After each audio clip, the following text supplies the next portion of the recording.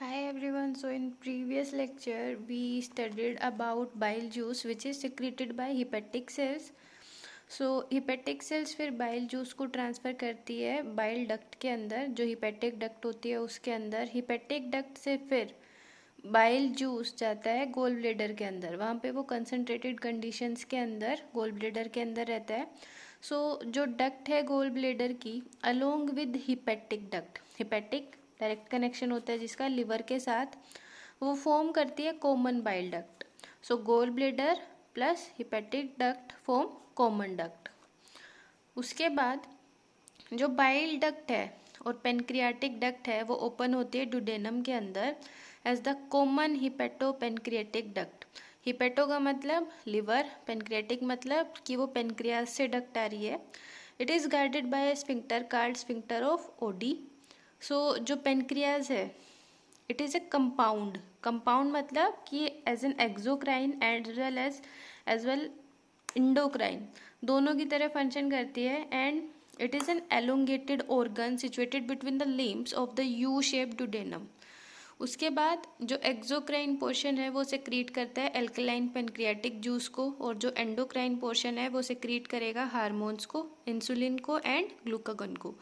सो उसके बाद digestion of food की जो प्रोसेस है वो mechanical as well as chemical process है.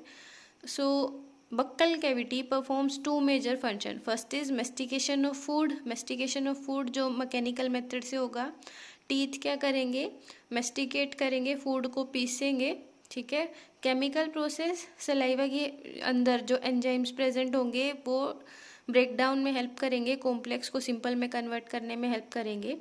So teeth and tongue with the help of saliva masticate and mix up food thoroughly. So now food, masticated food plus saliva, it is known as bolus. बोल type का एक structure होता है. So the bolus is then conveyed into pharynx and then into oesophagus by swallowing. So oesophagus में peristaltic movements होगी जिसकी वजह से जो फूड है वो ईसोफेगस से डीप डाउन स्टमक के अंदर जाएगा. सो जब ईसोफेगस से फूड स्टमक के अंदर जाता है सो वहाँ पे स्फिंक्टर्स प्रेजेंट होता है. स्फिंक्टर मसल्स प्रेजेंट होंगी जो कॉन्ट्रैक्शन और ओपन अप होके फूड की एंट्री अलाउ करेंगी ईसोफेगस से स्टमक के अंदर. सो यहाँ पे जो स्फिंक्टर होगा उसका नाम क्या है, gastro oesophageal sphincter. It controls the passage of food into stomach. उसके बाद जो सलाइवा होगा उसके अंदर इलेक्ट्रोलाइट्स प्रेजेंट होंगे. इलेक्ट्रोलाइट्स एग्जाम्पल हो गया Na+, K+, chlorine and carbonate ion. So electrolytes present होंगे फर्स्ट. सेकंड, इसके अंदर एंजाइम प्रेजेंट होगा डेट इज सेलिवरी अमाइलेज. सो ये एंजाइम फंक्शन करता है pH 6.8. ये pH 6.8 पे फंक्शन करेगा. सो ये क्या करता है, जो स्टार्च होता है फूड के अंदर स्टार्च प्रेजेंट होगा उसको ये कन्वर्ट कर देता है माल्टोज शुगर के अंदर. सो जो 30% डाइजेशन है स्टार्च का वो सेलिवरी अमाइलेज कंप्लीट करता है. उसके अलावा second one, first one is electrolyte, second one is saliva, third one salivary amylase, third one इसके अंदर प्रेजेंट होगा लाइसोजाइम. सो जो लाइसोजाइम है वो एंटी बैक्टीरियल प्रॉपर्टीज शो करेगा. एंटी का मतलब अगेंस्ट, सो अगेंस्ट बैक्टीरिया. सो लाइसोजाइम प्रोटेक्ट करता है हमें इन्फेक्शन से.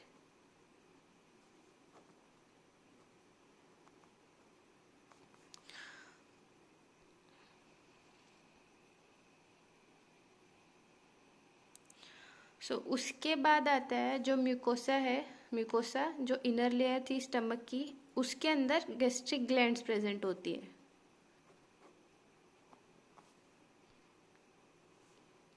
सो दीज गैस्ट्रिक ग्लैंड्स, इनके अंदर जो सेल्स प्रेजेंट होगी, first one is mucous neck cell.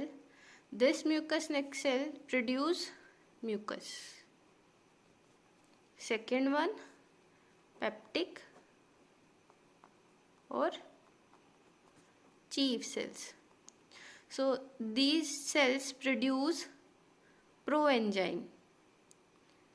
Pro का मतलब कि वो एंजाइम इनएक्टिवेट कंडीशन में है, अभी वो एक्टिवेट नहीं हुआ, जो फंक्शन नहीं कर पाएगा. सो जो प्रो एंजाइम पेप्टिक और चीफ सेल्स प्रोड्यूस करती है, नाम से पता चल रहा है, that is propepsinogen, that is inactivate condition of pepsin enzyme. Third जो टाइप की सेल्स प्रेजेंट होंगी, दोज आर पेराइटल और oxyntic cells. So these cells produce hydrochloric acid plus intrinsic factor. So this intrinsic factor is responsible for the absorption of vitamin B12.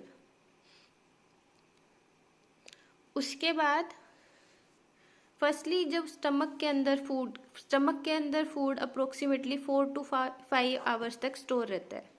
सो अब food mix हो जाएगा acidic gastric juice जो stomach के अंदर present होता है उसके साथ.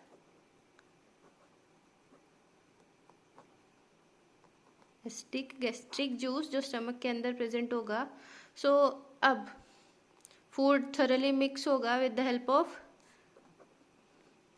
Churning movements.